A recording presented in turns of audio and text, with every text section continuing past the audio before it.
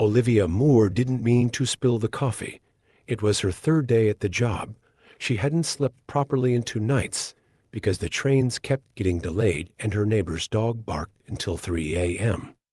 And the tray was a little too heavy, and someone bumped her elbow not hard, just enough, and before she could stop it, the coffee was in the air and then on him, and not just anyone. No, of course not. It had to be Ethan Vale. The Ethan Vale, billionaire CEO of Vale Properties. The man whose name was whispered like a threat in staff meetings and printed in gold on the hotel's highest floor. The room went silent, like someone had muted reality, and Olivia just stood there, hands still mid-air, tray tilting in slow motion, and Ethan looked down at his $1,000 suit, now soaked in coffee, and then up at her, like she was a bug on his windshield. And he said one word seriously, not even loud, but it cut through her like glass. The manager rushed over, eyes wide with fake horror, shouting something about protocol and embarrassment, and how this was unacceptable, and Olivia just wanted the floor to open up and swallow her whole. She tried to explain, "I'm so sorry. It was an accident. I didn't see, but no one was listening." Not really, because the manager was already waving her off the floor, saying we'll sort this out later, and someone was whispering, "She's definitely fired," and someone else was giggling. And Ethan just stood there, cold and unreadable, until Olivia finally turned and walked out the back door, heart pounding so loud she couldn't hear anything else. She sat on the curb, still in her uniform, still holding the now empty tray, and stared at the cracks in the pavement like they held the answer to how her life kept falling apart. But what she didn't know was that inside, Ethan hadn't looked away. Not even when she left, because something in her eyes, some strange combination of fear and fight had struck something in him he didn't know was still alive. Perfect silence in the back seat, just the soft hum of the engine and the distant echo of city noise. Ethan Vale sat stiffly, jacket still damp from the coffee, jaw clenched. And he could still feel the heat of it through the fabric, but worse than the sting on his chest was the image burned into his mind, not the tray, not the spill, but Olivia's eyes, wide and horrified and holding something he hadn't seen in a long time. Something like dignity stitched together with fear. And the way she bit her lip like she was trying not to cry and not to scream all at once. God, that face, those hands trembling as she wiped his jacket with napkins that only made it worse, and the faint smell of jasmine that clung to her sleeves. It was all still with him, like a ghost in the car. Ethan didn't speak for a while, just stared out the window, the morning lights flickering across his face as they passed high rises and storefronts. Then suddenly he leaned forward, voice sharp but low. "Tell me her name." The driver blinked. "Excuse me, sir." "The girl from the cafe. The one spilled coffee on me. Find out her name. What time she finishes. I want her brought to the main tower. After her shift ends. Directly to me. Not tomorrow. Tonight." The driver gave a quick nod. No questions asked, and Ethan leaned back again, one hand resting over the faint stain on his chest, still warm, still unreal. Because what no one knew, not his board, not his staff, not even himself until a minute ago, was that something in those eyes had scraped against the cold, polished glass around his life and cracked it, just a little, just enough for air to slip in. And Ethan knew he was about to do something he didn't do, hire someone without protocol, bring a stranger into his circle, but it didn't feel wrong. It felt inevitable. He didn't know her name, didn't know her story, but he remembered her eyes, and that was enough. And somewhere else, Olivia still sat outside the cafe, knees tucked to her chest, not knowing that her life was already changing. When her shift ended at 5:30, Olivia quietly packed her things into the canvas tote she kept in the staff locker, just a half-empty water bottle, a crumpled granola bar wrapper, and the cheap pen she used to write down customer orders. The manager didn't even look at her as she left. It didn't matter. She'd only been there 3 days. Outside, the early evening air was thick with the scent of city traffic and summer humidity.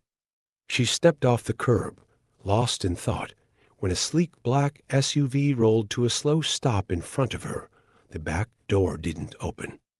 Instead, the driver stepped out tall, uniformed, polished, and spoke her name like it was printed on a guest list. "Miss Moore?" She blinked. "Yes?" "Mr. Vale has requested I bring you to Vale's Central Park. He wishes to speak with you." Olivia stared at him, confused. "I think you have the wrong person." "No, ma'am." He was very clear. "You're the one he asked for. Please, he doesn't like to wait."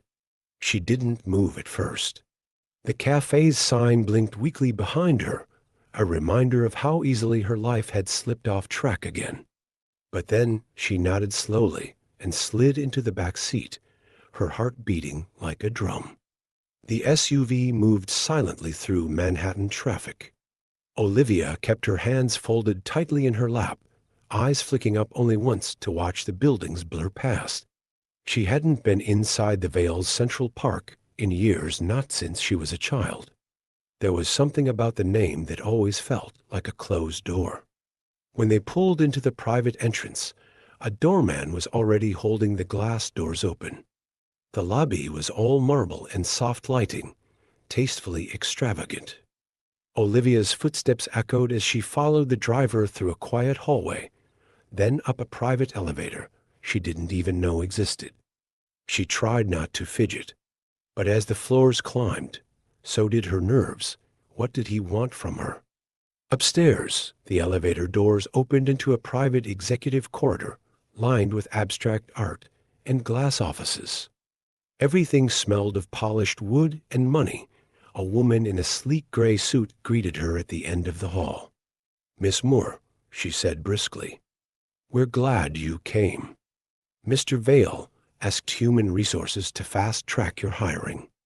There's a position on our executive hospitality floor. A guest liaison role." Olivia blinked again. "I'm sorry." "What?" The woman glanced at her tablet. "Full-time, generous compensation. You'd be working directly on the 44th floor, assisting VIP clients. Mr. Vale himself approved it. It's a very competitive placement." There was a flicker in her eyes, not defiance, not fear, just a quiet kind of steadiness that came from years of doing what needed to be done. Even when no one noticed, she inhaled slowly, almost like she was holding something fragile between her ribs, then met the woman's gaze with a polite but unwavering calm. "I'm grateful for the offer," she said, voice softer now, but steady, "but I'll have to decline." The woman blinked, caught off guard. I'm sorry?" "Why?" Olivia's fingers curled around the strap of her bag. She didn't fidget. She didn't look away. "It's the hours," she said finally. "I care for someone.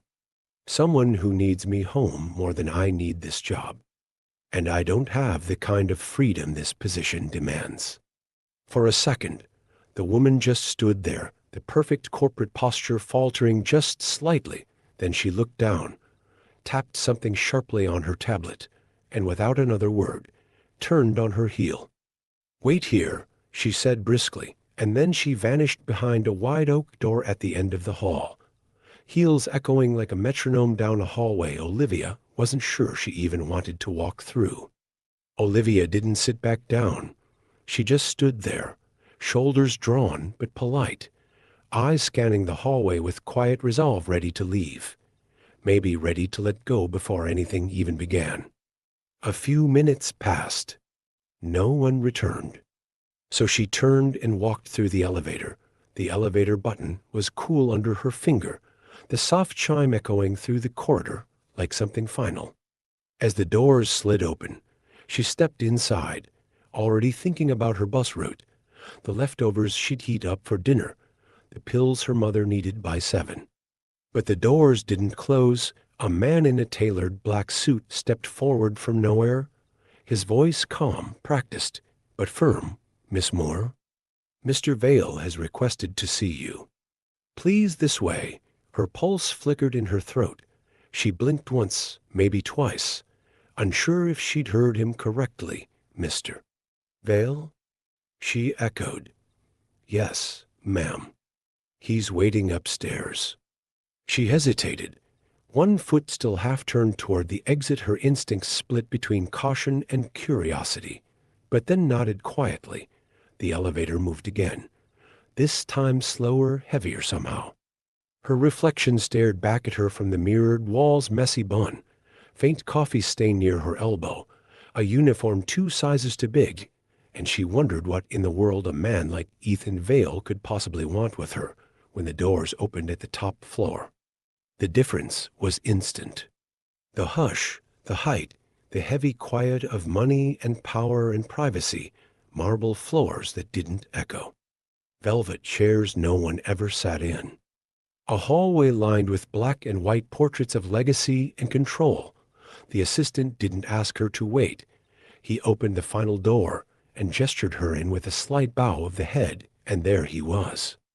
Ethan Vale, standing with his back to the room, one hand in his pocket, the other resting lightly against the floor-to-ceiling glass window that looked out over the city, like he owned not just the view, but the skyline itself. Olivia stayed near the doorway, unsure of the rules in a place like this, unsure if she was even allowed to breathe too loudly. But then her eyes caught on something small, his suit. It wasn't the same one from this morning. And then, without looking back, he spoke. I don't like wasting time, Miss Moore, he said. But I also don't like wasting potential. His voice was low, controlled. But there was something in it like gravel under velvet. He finally turned, slowly. And when his eyes met hers, it was like being pinned in place. You were fired for an accident. You were calm, composed, and you didn't grovel. That tells me more than any Arsume ever could. He took a step closer, but not enough to invade her space. Just enough that she could see the fine lines at the corners of his eyes. The restraint. The calculation. Olivia blinked, surprised by how different he looked now, less untouchable, maybe, but still impossibly polished. Her gaze drifted up again, slowly this time. High cheekbones. Strong jaw. The faintest shadow of stubble he hadn't bothered to shave. His reflection in the glass offered her just enough to study, and for the first time, she really saw him. He's older than I thought, late 30s? No, maybe early 40s. But strong, composed. The kind of man who made silence feel louder, a chill chased down her spine, not from fear, not even really from nerves, but from something else. The feeling of being noticed. By someone who saw everything and said nothing. She held her breath, unsure what would come next. We have a position on the executive floor. It requires grace under pressure, discretion, poise. You showed all 3. So I had you brought here. Her heart was racing, he added, voice quieter now, like the words weren't for the room, they were just for her. The choice is yours. But people like you, they don't cross my path often. And then a heavy silence, as if even the city outside had paused to hear her answer. Her breath was shallow, chest tight, like something inside her was rattling loose, but she didn't know how to hold it together. I'm sorry, she said quietly, eyes not quite meeting his. But I can't. She reached for the door, fingers on the handle, one pull away from walking out. And then, from behind her, his voice again. Steady. Low, you said it's your mother. I looked at your file, he continued, calm but not cold. You're qualified. Overqualified, honestly. The only reason someone like you would take a cafe job is obligation. Her grip on the doorknob tightened. There's a residential staff wing here. 6 private suites. Furnished. Secure. I'll have one prepared for you. Bring your mother. Olivia slowly turned, blinking like she wasn't sure she'd heard right. Olivia's voice cracked just slightly. But why? She asked, her eyes searching his like maybe the answer was hidden there. You don't even know me. I spilled coffee on you. You were angry. I was fired. None of this makes sense. For a long moment, he didn't reply. Just looked at her, as if weighing something heavier than words. And then, finally, his tone shifted, not softer, but less guarded. I've been coming to that cafe every morning for 12 years, he said. Same seat, same coffee, same routine. He paused, jaw tightening, and I've never once remembered the name of the person handing me the cup. And I told you already, he continued, turning slightly back toward the window, the city lights brushing against his reflection. I don't like wasting potential. Or people. Go home. Pack your things. Bring your mother. You start tomorrow. And that was it. Olivia stood there a beat longer, heart pounding. Then, with trembling hands and a mind spiraling with more questions than answers, she turned and walked out. She didn't look back, but even as the doors closed behind her, something in her chest, something fragile, had already started to stir. She stepped out of the executive suite with her breath caught somewhere between her ribs. The hallway felt colder than before. Or maybe it was just her thoughts spinning too fast, too loud, down the elevator, through the gleaming lobby, out into the sharp evening air that smelled like concrete and early spring. She didn't remember walking to the subway station or unlocking the apartment door, but she remembered the quiet, the kind of quiet that clung to the walls of their small second-floor walk-up, where the fridge always hummed too loud and the floor creaked like it had secrets. Her mother was curled up on the couch, blankets slipping from her knees, a romance novel resting face down in her lap. Hey, sweetheart, Grace said, smiling as if Olivia had just come back from the grocery store.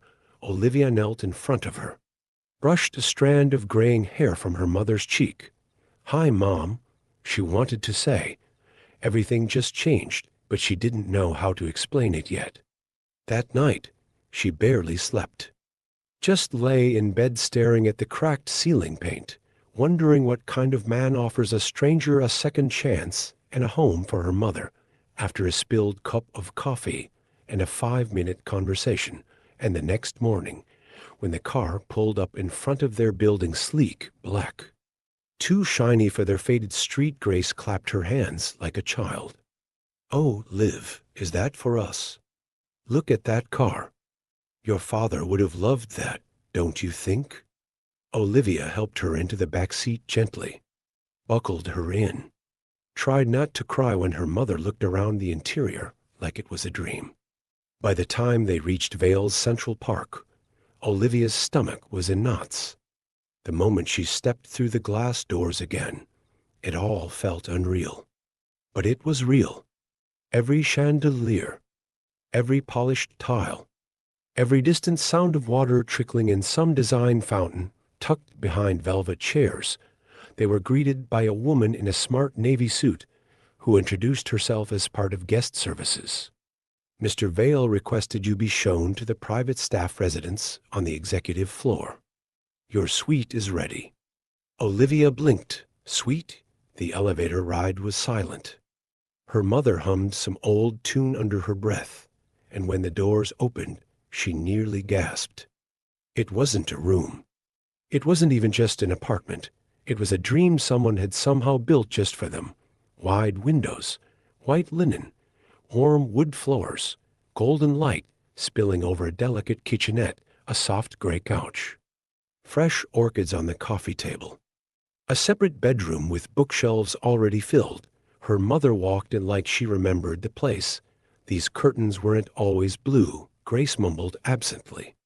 I told Robert that color would never work in the afternoon light.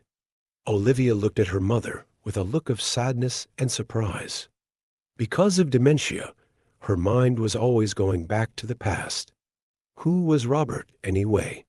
But Grace had already wandered to the window, smiling softly and Olivia.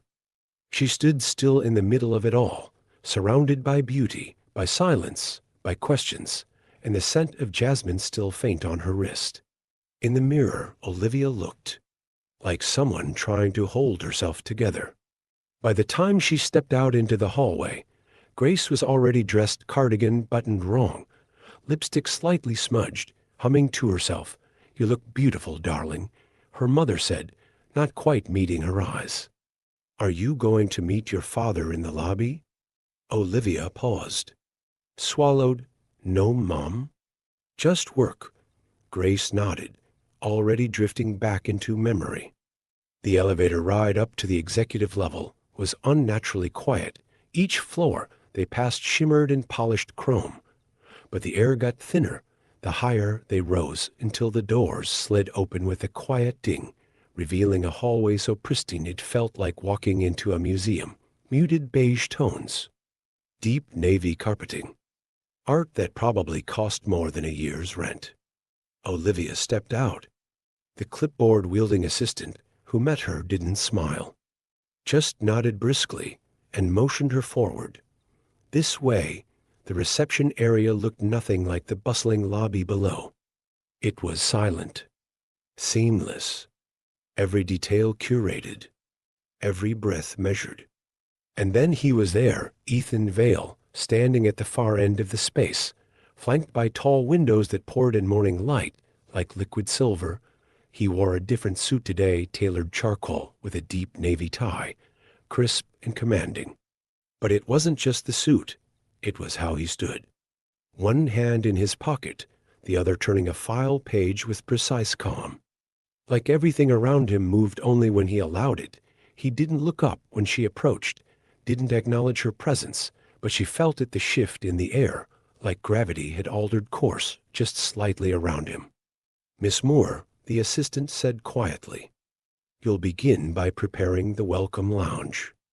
Mr. Vale has a meeting in 20 minutes. And then she left.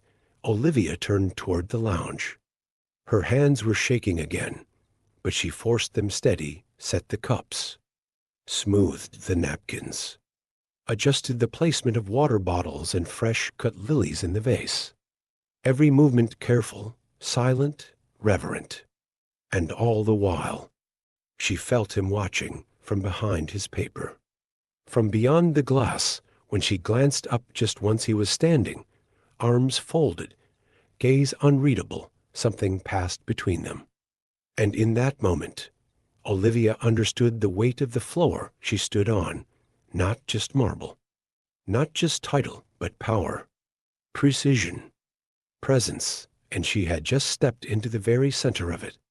When Olivia knocked softly on the door at the end of the long executive corridor, she wasn't sure if she'd be heard or if she'd be welcome. But Ethan Vale's voice came through. Low and unreadable. "Come in." She stepped in. He was where she'd seen him last, standing by the glass wall. New York stretched behind him like a silent witness. Ethan turned slowly this time, eyes calm, hands tucked into the pockets of his suit that somehow made his shoulders look even broader under the dim light. She started, then cleared her throat. "I wanted to thank you.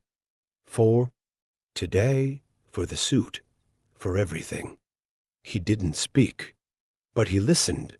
She stood there, her uniform exchanged for a simple blouse and fitted trousers, her brown hair loose now, falling messily over one eye. There was nothing styled about her, and yet she held a kind of natural elegance, green eyes steady, but unsure, full lips pressed together, as if guarding words she wasn't ready to say. And across from her, Ethan Vale was every bit the man they all whispered about. Gray at his temples, sharp lines carved into his cheekbones, a face that belonged on magazine covers except colder, more controlled. Like it had learned long ago how not to feel. Olivia nervously brushed her hair back from her face. "I'm not sure what this is," she said quietly, "or why you did it. But I didn't want to leave today without saying I see it. I see that it mattered." There was a long pause. Then Ethan nodded barely. "That's more than most people say after 5 years." She almost smiled. "I'm not most people." "No," he said. "You're not." And that was all. No warmth. No promises. Just a shared awareness, thin, fragile, but real, in the quiet space between two people who had no idea how far this would go. She had been working here for 15 days, 15 days of quiet routines and hushed corridors, of learning the rhythm of the executive floor, the subtle signs, the unspoken rules, the way voices dropped to whispers when he passed by, and yet he never spoke, not to her, not since that first night. But she felt it, the weight of his gaze. In elevators, across meetings, when she was refilling the crystal water decanter in the private lounge, or aligning the cutlery just so, before a high-profile dinner. His eyes found her like clockwork. He never lingered, never stared. But she knew. And sometimes when she was alone, she asked herself what exactly he was watching for. She had begun to settle in her mother, now resting comfortably in the staff suite 2 floors down. The days anchored by small routines and the odd serenity of luxury she could never afford, but had now grown used to navigating. Then came the evening. She stayed late. The floor was almost empty, only a few lights still on, her tasks nearly finished. The executive wing was quiet, cloaked in that kind of velvet silence only wealth could buy. She ducked into the small dressing room behind the hospitality desk, music playing low from her phone, just enough to keep her company while she changed out of her uniform. She didn't know the door hadn't latched. She didn't hear the soft echo of footsteps on marble. Ethan had come back up for a forgotten folder. He turned the corner just in time to catch a sliver of movement through the cracked door, a shape, a sound, the curve of her spine as she pulled her blouse over her head, unaware. He froze. The air between them held still. T wasn't the image of her body, though God. She was beautiful in a way that made him ache unexpectedly. No, it was the softness, the ordinary humanness of it. A woman alone, tired, unguarded, singing under her breath, jasmine lingering in the air like memory. And that made it worse. He stepped back instinctively, but too fast. His heel caught a potted plant, and it tipped with a sharp crack. Olivia whipped around. The door opened wider. Their eyes locked. Her blouse was on barely. Her breath caught. His did too, Mr. Vale? Ethan straightened, said nothing, but the flush was already climbing his neck. A man who never blushed, now caught in a scene he couldn't unsee. "I didn't know anyone was here," she started, reaching down to pick up the pot, fingers trembling. Olivia hesitated for a second, then crouched down, her fingers moving carefully toward the broken ceramic scattered on the polished floor. Just as she reached for a curved shard, another hand moved into view, Ethan's. Their hands brushed, warmth. Startling. Immediate. She looked up. His face was closer now, too close for comfort, yet neither of them moved. There was something uninvited but impossible to ignore. She inhaled sharply, eyes wide with the kind of surprise that didn't come from fear, but from recognition. Ethan stood first, jaw tight, gaze unreadable. "I'll have someone clean this up," he said, voice clipped, almost to neutral, and then he turned without another word, his footsteps echoing softly down the hall, leaving her kneeling there still holding the smallest shard in her hand, heart pounding in a rhythm she didn't yet understand. By the end of her second week, whispers had started to reach Olivia. They didn't come as gossip, more like warnings disguised as casual advice. "Don't speak unless he asks," someone muttered while sorting mail. "Never touch his desk," said another. Or Mr. Vale himself. "He doesn't like to be touched." A third added with a sympathetic glance, "He doesn't like eye contact." Don't take it personally. They spoke of Ethan Vale the way people speak of distant storms. Inevitable, unreachable, dangerous if misread. Olivia nodded, listened, and quietly forgot because she couldn't help herself. The man was intimidating, yes, but she wasn't sure if it was power or pain she saw in his eyes whenever she passed his office. And when she brought in his coffee, she placed it gently on his desk, smiled and waited a beat longer than necessary before walking out. He never smiled back, but he always looked up. One morning, he stood by the window, shoulders tense, suit perfect, except for one detail. The knot of his tie slightly off. Olivia, tray in her hand, hesitated at first, but then softly, "Mr. Vale, may I?"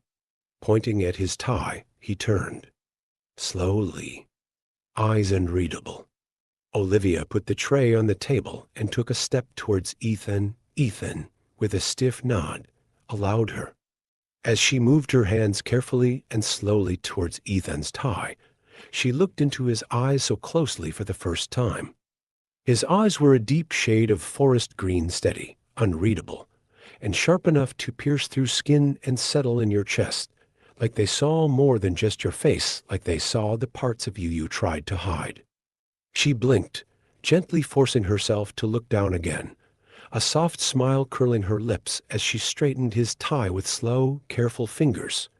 "Then, Jasmine," Ethan whispered, almost like he was talking to himself.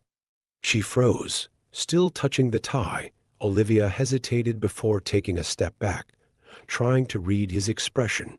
"Does it bother you, Mr. Vale?" she asked quietly, trying to steady her tone. Ethan didn't answer at first. Instead, he kept his eyes on hers a moment longer, then turned back to the window. She turned to leave, reaching for the tray on the desk, already halfway to the door, when his voice came, low and deliberate. "Olivia." Olivia felt a tightening in her stomach when she heard her own name. This was the first time he'd said her name, not Miss Moore. Just Olivia. Olivia slowly turned around and looked at Ethan. Ethan didn't look at her.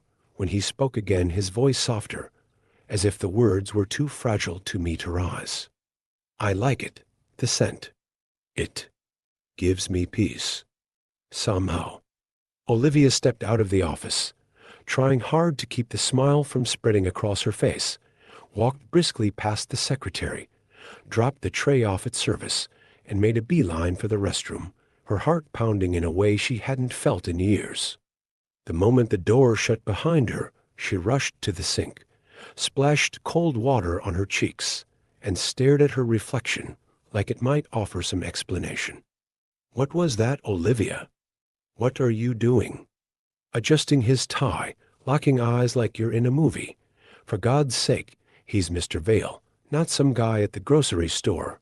And why are you nervous? Why are you even reacting like this?" She gripped the edges of the sink, muttering to herself, "It's been so long, hasn't it, so long since anyone even made you feel visible, let alone wanted. But don't be stupid. He helped you out, said your name once, liked your perfume. That doesn't mean he's interested. Get a grip." Then the sound of footsteps echoed and Olivia panicked, slipped into one of the stalls and closed the door. She didn't want anyone to see her like this, all flustered and flushed like a teenage intern. Two female employees walked in laughing, the echo of their heels clicking against the tile as one of them whispered excitedly, "You're lucky. They say Ethan Vale always lingers on this floor. Have you seen him up close?" The other one giggled. "Oh God, yes, Jesse. He's ridiculously handsome. When he walks past, people freeze, like literally. No one even dares to look him in the eyes. It's like a storm just passed." The first girl asked, "Does he have anyone? Like, romantically, I mean. Do famous women visit his floor?" The other answered, "Not that anyone's seen. He's so private. There's even rumors he might be gay, because no one's ever seen a woman near him. But I heard something from the kitchen staff. There's one woman, just one, who gets close to him. Some new girl who works the executive floor." The first girl asked, "Who is she? Someone important, like a name we'd know?" "Nah, just staff. Nothing special." Olivia sat frozen in the stall, their voices fading down the hall as her mind spun. Just staff. Nothing special. She buried her face in her hands, staring down at the tiles between her shoes, and whispered to herself, "What am I even doing?" The hallway was unusually quiet that afternoon, the soft shuffle of cleaning carts and distant elevator chimes blending with the low murmur of guests, and Ethan, briefcase in hand, was just stepping toward the lobby doors when it happened an older woman in a pale blue cardigan turned the corner too fast, bumping straight into him, her body fragile but her grip sudden and firm on his forearm. "Robert," she breathed, her eyes wide, voice trembling. "Why are you here? I told you not to come. I told you. I can't. I have a family now." Ethan didn't move, didn't blink. He simply stared at her, the confusion, the tremble in her voice, the name she used. Not Ethan. Not Mr. Vale, Robert, his father's name. His jaw tightened. For a moment, everything around him dulled, the lobby lights, the sounds, even the weight of his own breath. But Grace had already let go, her hands fluttering awkwardly as a young staff member rushed over to guide her away, apologizing profusely. "She sometimes forgets where she is," the girl whispered. "I'm so sorry. Sir, her daughter works here. She's in the staff wing. I'll get her right away." Ethan just nodded once, sharp and controlled, but as he stepped into the waiting car, his mind was nowhere near his next meeting. Ethan hadn't been able to shake it all day, the way her mother had looked at him, the trembling in her voice, the name she had spoken like it belonged to him. Not Ethan, not Mr. Vale, but Robert, his father's name. A name no one had called him in over a decade, and yet when she had said it, something inside him had stalled, like a memory not his own had been yanked into the light. That evening, he called her up to the executive floor. When Olivia stepped into the room, there was no warmth in the air, but there wasn't ice either. Just stillness. She stood quietly near the door, unsure whether to speak, unsure why she was there at all.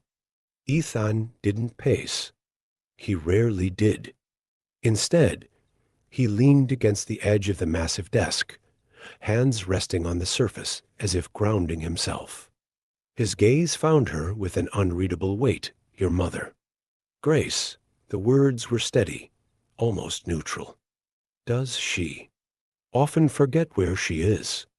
Olivia hesitated before stepping closer, her fingers brushing against the edge of a chair, as if for balance. "Yes, Mr. Vale, some days are worse than others. She's had dementia for almost 5 years now. We manage most of the time." He gave a single nod, but it wasn't acknowledgement, it was more like cataloging the information, filing it somewhere deep inside that perfectly ordered mind of his.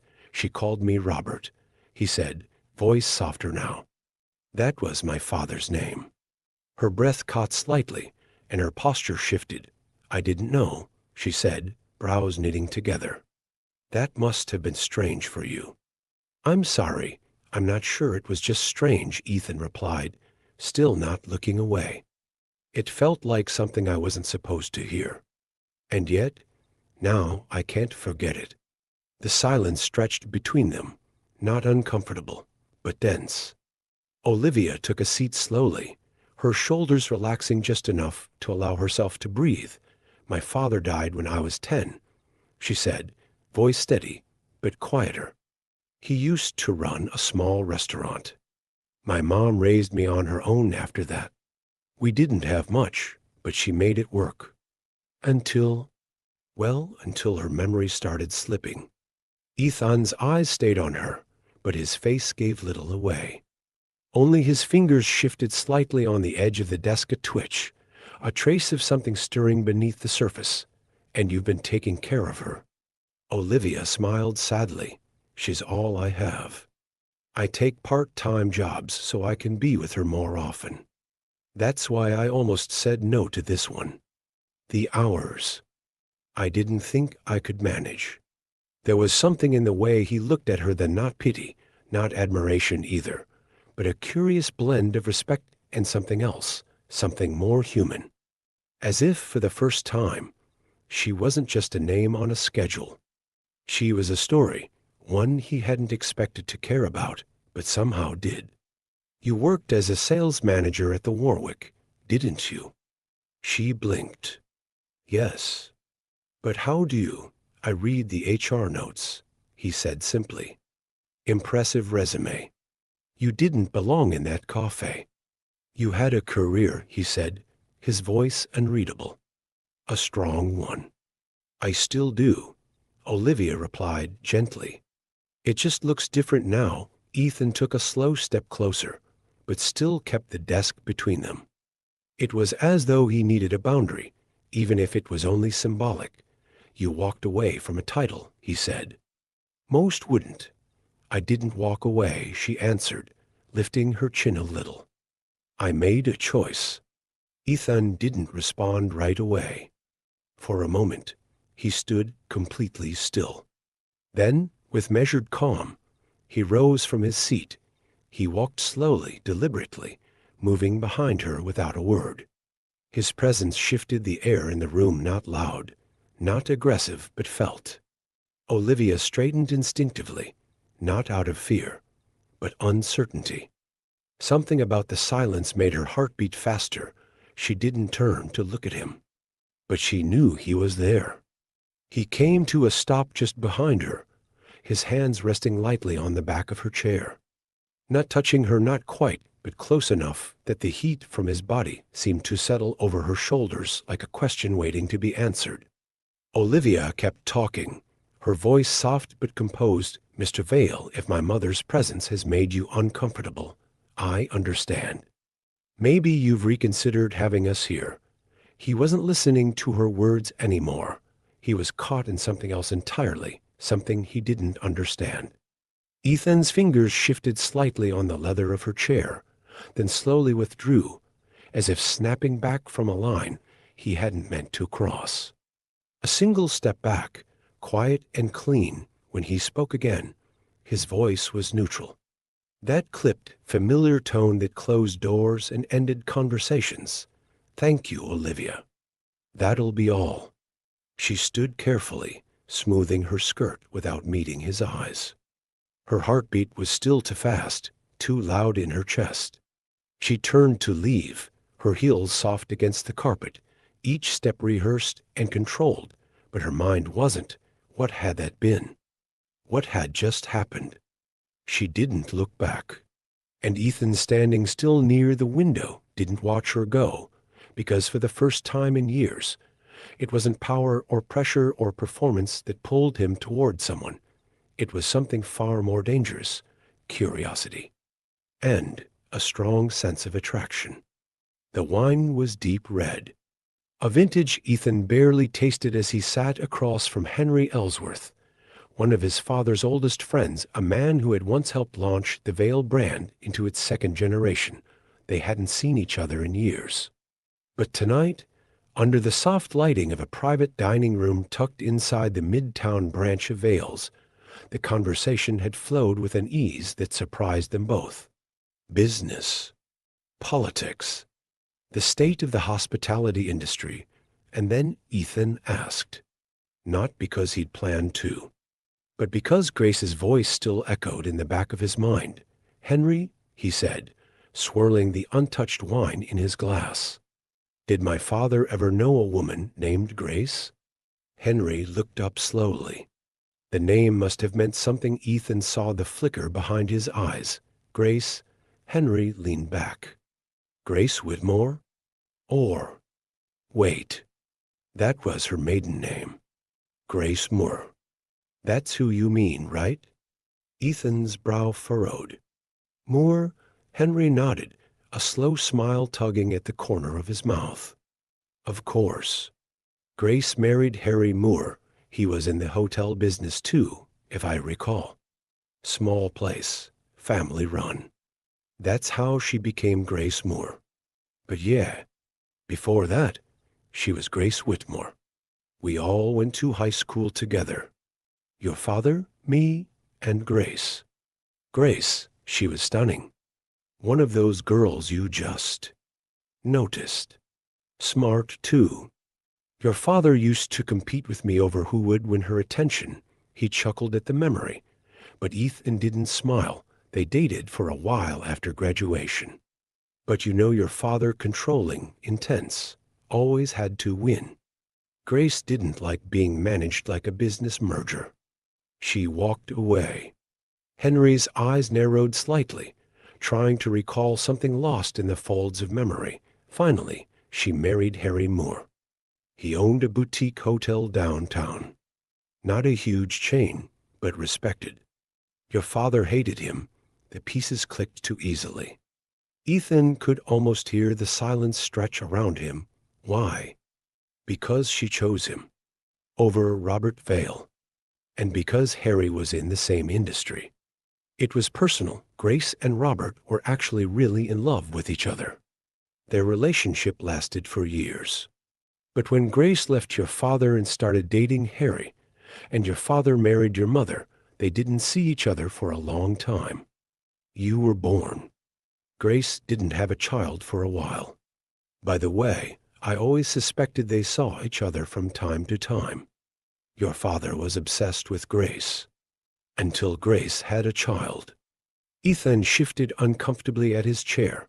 What do you mean? Was my dad cheating on my mom with Grace? Henry took a sip of his wine and shook his head. I don't think so. Grace loved her husband. It might have more to do with Robert wanting to be around her. Ethan put his glass on the table with his heart clenching. Grace Moore and Olivia Moore. How could this be a coincidence? Obsessed Robert Vale and Ethan Vale, who has begun to develop an obsession with the daughter of the woman his father is obsessed with. Ethan had difficulty asking the thing he was afraid of. Henry, could Grace's child be from my father? Henry laughed out loud. Ethan, if your father had ever suspected something like that, he would never have left that child in that family. Also, there is a reason why you are an only child.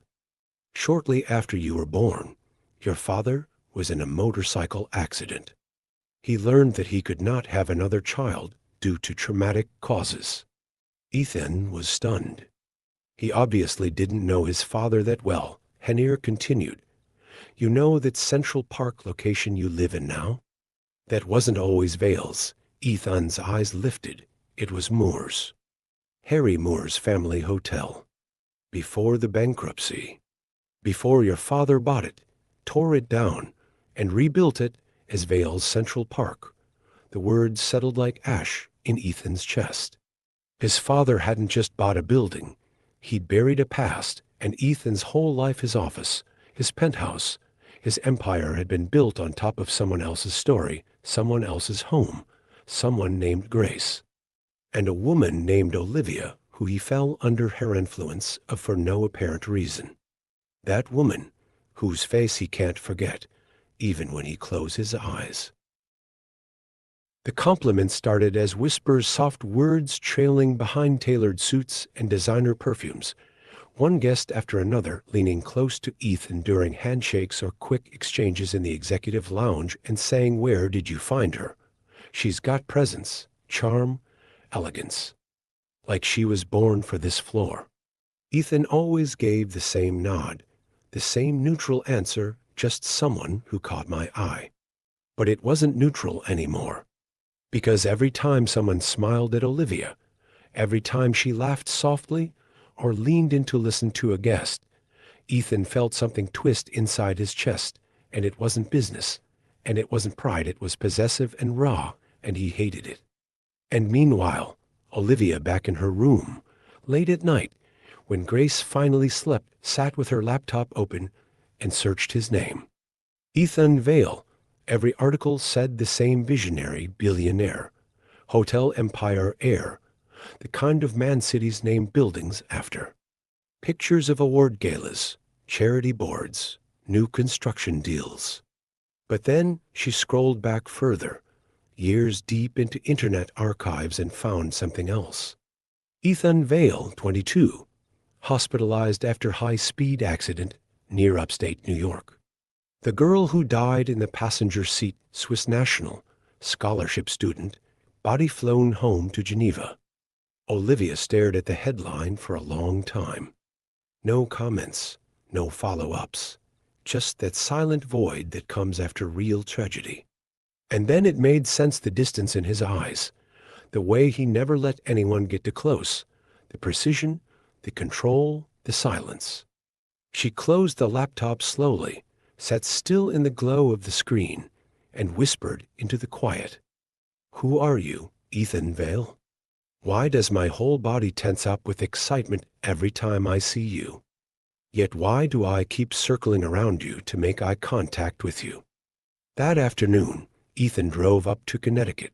The estate looked the same, ivy-covered walls, tall oaks casting long shadows over the drive, and the quiet hum of a place that had seen too much and spoken too little.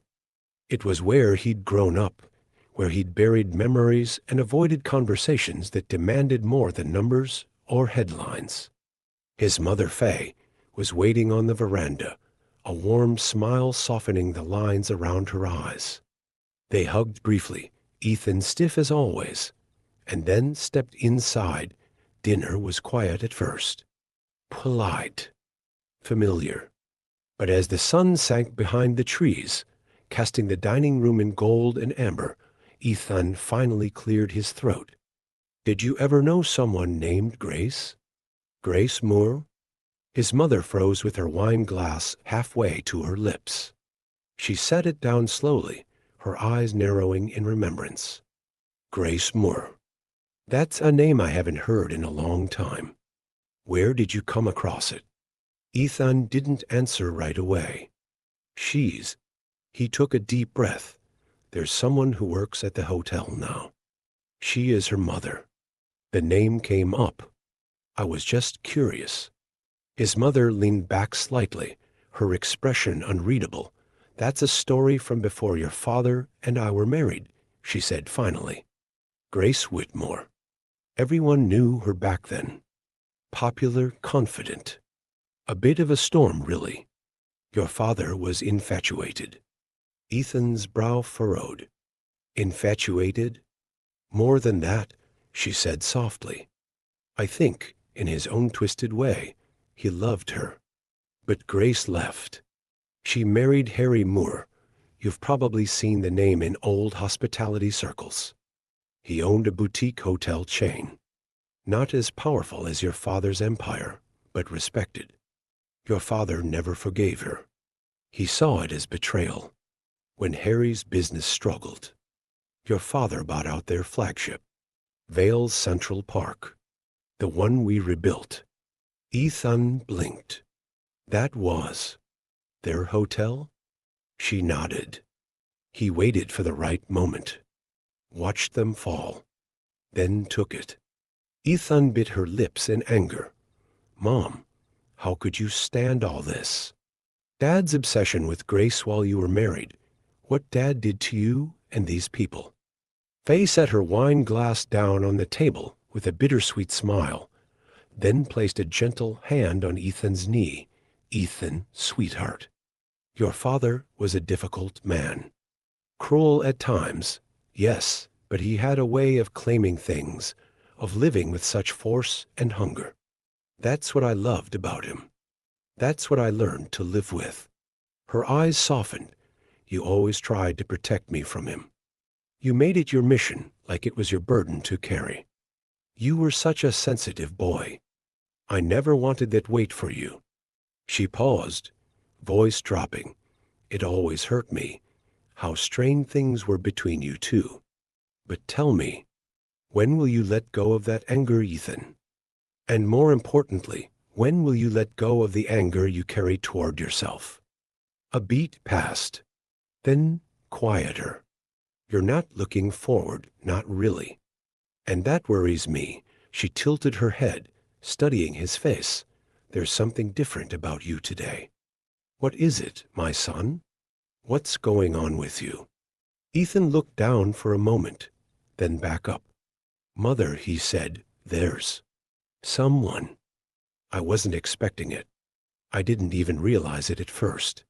But every time she walks into the room, everything else fades. His mother didn't speak. She waited, her expression open and knowing. She's not like anyone else, Ethan continued.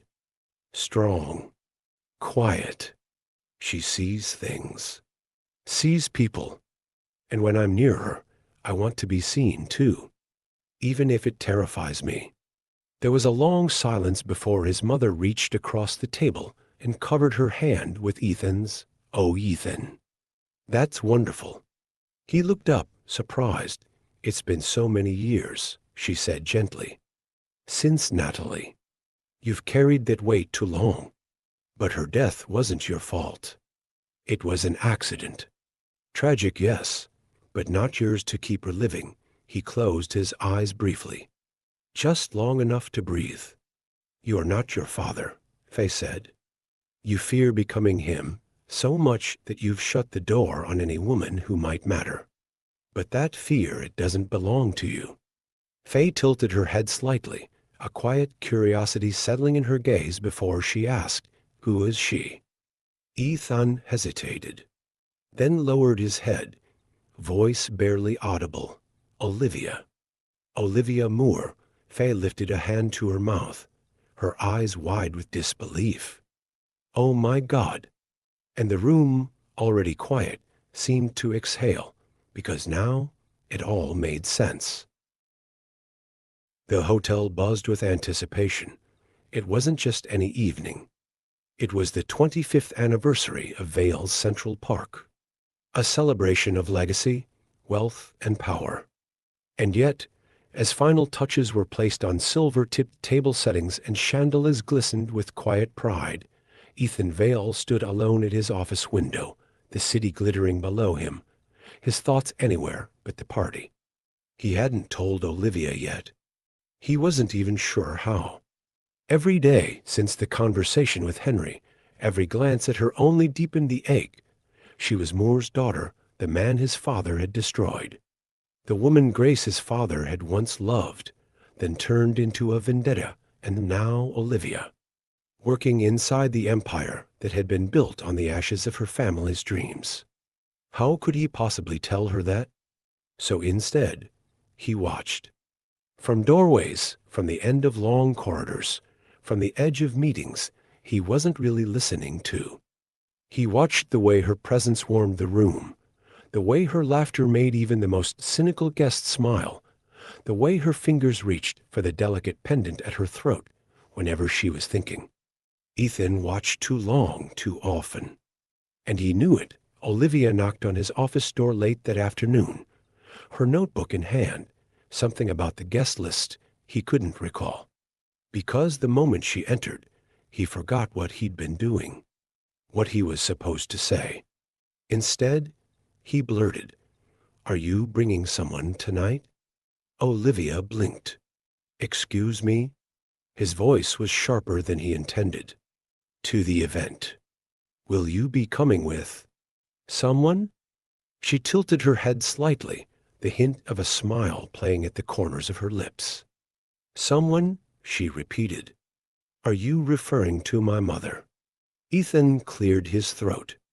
No, of course. Grace is welcome. I meant someone else. Someone special.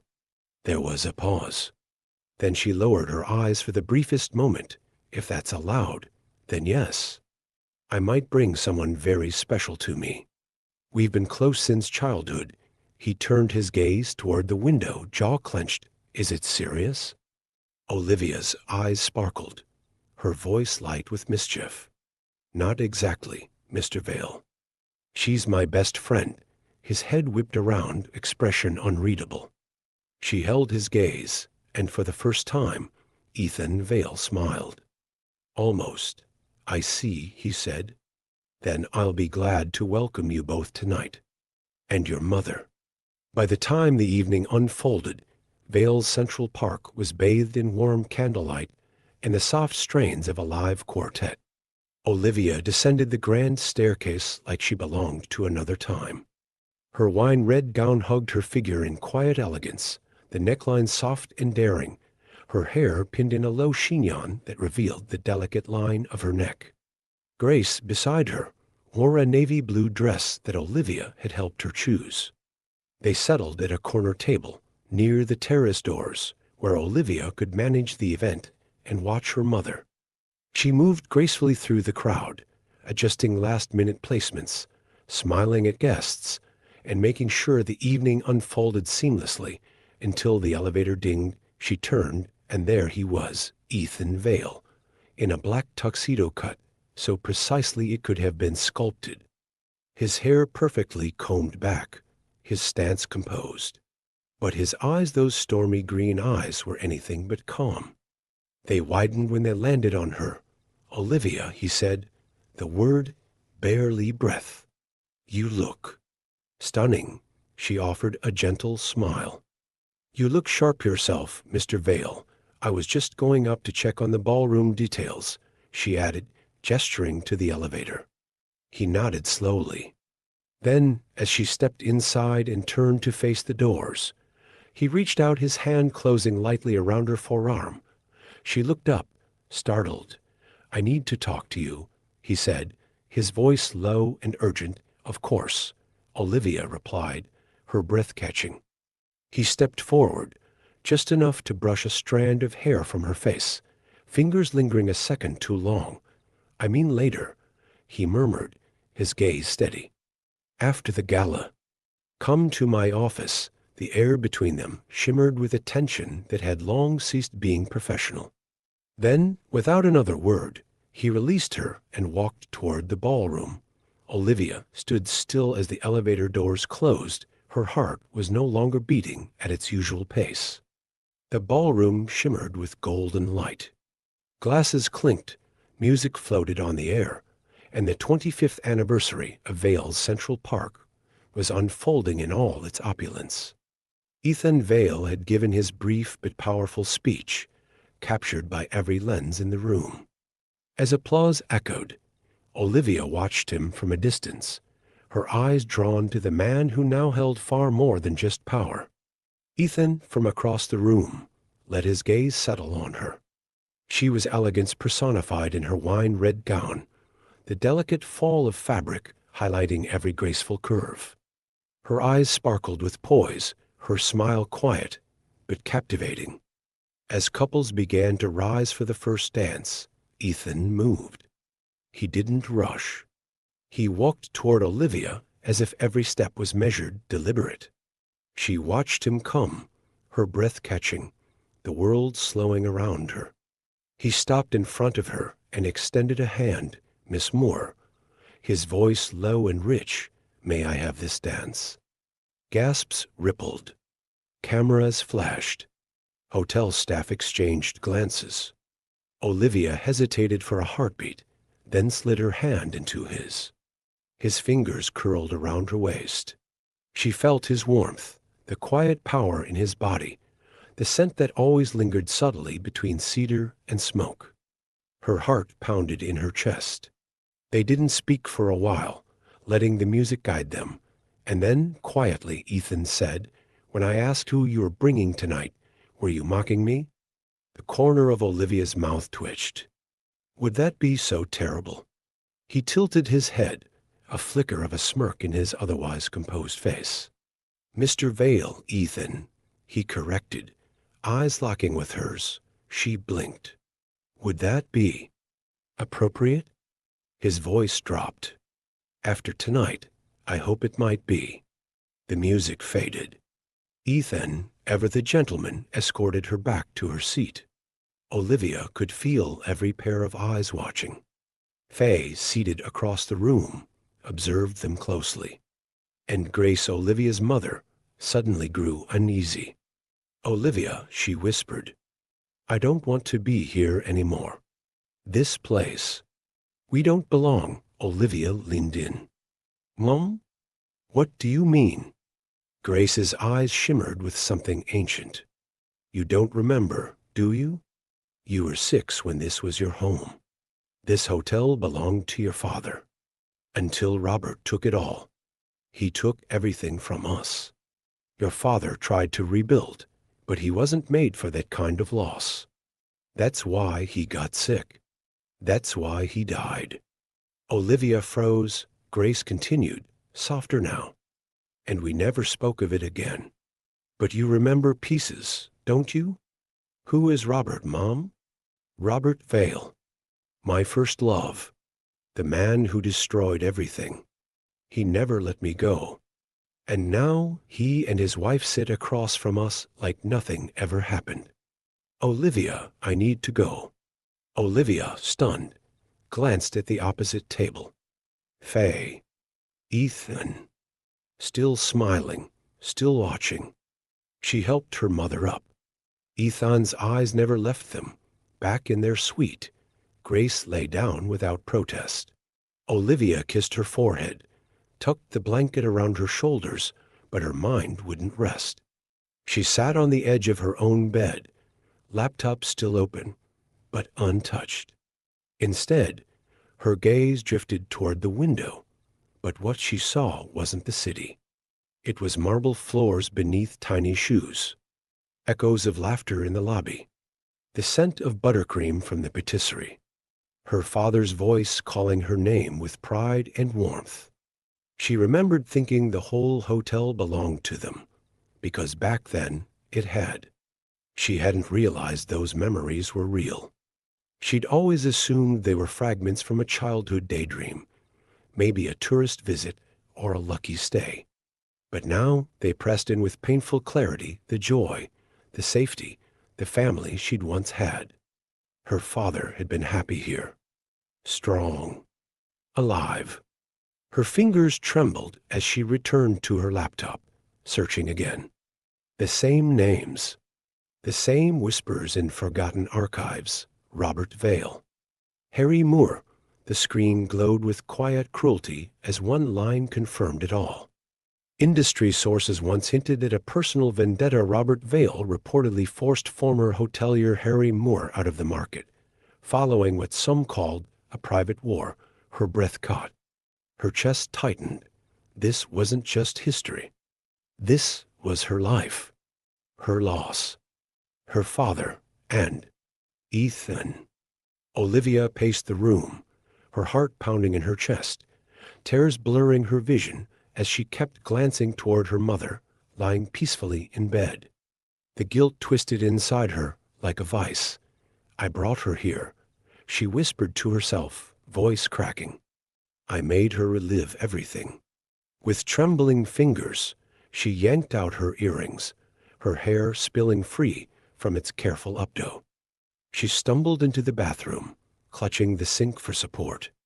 Her reflection stared back at her, mascara streaks down her cheeks, flushed skin, confusion and heartbreak in her eyes. And then the sobs came, raw and unstoppable. Had Ethan known? Had he brought them here on purpose? Was this some twisted echo of his father's obsession with Grace? She couldn't tell, couldn't breathe. Across the hotel, the ballroom was thinning out, music fading, champagne glasses half empty. Ethan scanned the room from behind a practiced mask, but his eyes were searching, restless. Faye approached, her expression soft but serious. Ethan, she said gently, are you going to tell her? He didn't answer right away. He took her hand instead, holding it tightly. For the first time in years, he said, voice low, someone's gotten past all of it. The ice, the anger, the fear. She made me feel again. I can't lie to her. Not now. Not if I want to be the man she deserves. He looked around one more time, then turned. Heading upstairs to his office, he waited. Back in her suite, Olivia was unraveling. Her mind raced. Her body trembled. She could either run from this pain or face it. She chose the second, still in her gown, hair undone, makeup smudged from tears. She stormed out and made her way upstairs. Her heels struck the marble like lightning, each step harder than the last. Inside, Ethan stood by the window, rehearsing the words he still didn't know how to say. When he heard the heavy footsteps, he turned. Olivia burst through the door. "Olivia," he said, stunned, moving toward her. "Don't," she shouted, hand up. "Don't come near me." Ethan froze. Mr. Vale, her voice cracked with fury. "Ethan." She shook her head in disbelief, tears flowing again. "I should have known. The mystery. The control. The timing. You knew. You knew what this hotel meant to her. To us." Ethan's face crumpled. "No, Olivia, please." She stepped back. "What was this? Some experiment? Your father fixated on Grace, and now you dragged me into this mess. Did you enjoy it?" He rushed toward her, grabbing her arms. "I didn't know, Olivia. Not at first. I swear. I found out only recently. I brought you here because you changed me." She pulled away, shoving him back. "Changed you? We barely know each other. Look at your life. You think I belong here? Was this just a game to you?" Ethan groaned, his voice breaking. "You don't understand. I've spent my whole life afraid of becoming him. Cold, ruthless, empty. I kept everyone out. Everyone until you." He dropped to his knees. "You moved something in me the moment I saw you. The first time you looked at me after spilling that coffee, when your eyes locked with mine, I felt it. Right here, in my chest. I don't expect it to make sense. It doesn't even make sense to me. But it happened. Olivia, can't you see it? Everything I've done since that day, every decision, every quiet excuse to keep you near, it was all because I couldn't let you go." He looked up at her now, not as the untouchable CEO, but as a man stripped down to nothing but truth. Olivia froze, her breath caught in her chest. He leaned closer, but didn't touch her. "Please believe me. I never wanted to hurt you. I just wanted you." His voice dropped to a whisper. "I'm in love with you, Olivia. All my walls are down. You're the only thing that's ever made them fall." Olivia stood frozen, tears silently spilling down her cheeks as she looked at him, this man who had always been a fortress, now on his knees, completely undone.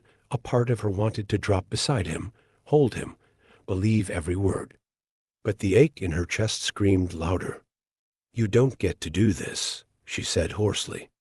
"You don't get to break me open and then beg me to make sense of it all." He started to rise, reaching for her. "Don't touch me," she said, stepping back. Her voice cracked. "Just don't." She turned sharply and strode toward the door. Her breath was ragged as she exited, and when the door shut behind her, she leaned against the wall in the hallway, trying to steady herself. Her legs carried her forward toward the elevator, but her steps slowed. Her heart was pounding, louder than reason, faster than breath. She stopped, frozen in the middle of the corridor. A single thought gripped her. "I've fallen in love with the son of the man who destroyed my family, and now neither of us will recover from this." But her feet didn't listen to fear, or pride, or pain. Olivia couldn't hold herself back any longer. Her feet moved before her mind caught up, and within a heartbeat, she was running into his arms, back through the corridor, back through the open door of his office. Back to him. Ethan was standing motionless, staring at the empty space where she had just stood.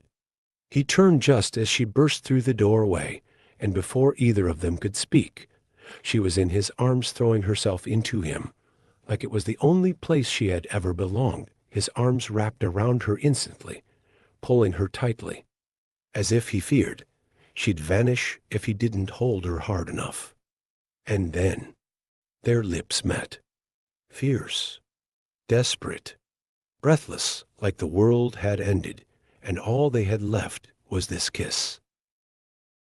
Thank you watching for Olivia and Ethan's story. If this story touched you, don't forget to hit like and subscribe for more heart-twisting tales.